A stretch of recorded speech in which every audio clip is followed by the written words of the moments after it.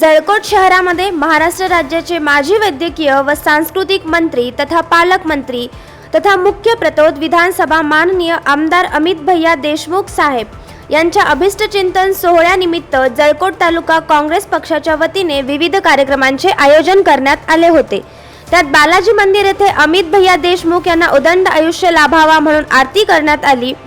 हकानी बाबा दर्ग्यावर चादर चढवण्यात आली। रुग्णांना फळ वाटपाचा कार्यक्रम, त्यानंतर शालेय साहित्य वाटप करण्यात आले। हा कार्यक्रम यशस्वी करण्यासाठी भारतीय राष्ट्रीय काँग्रेस पक्षाचे तालुका अध्यक्ष तथा संचालक लातूर जिल्हा मध्यवर्ती बँक मारुतीराव पांडे,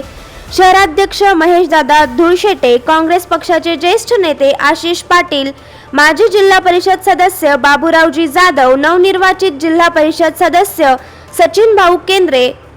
नगरपंचायत सभापती संग्राम नामवाड, युवकांचे तालुका अध्यक्ष धनराज पाटील, सोशल मीडिया तालुका अध्यक्ष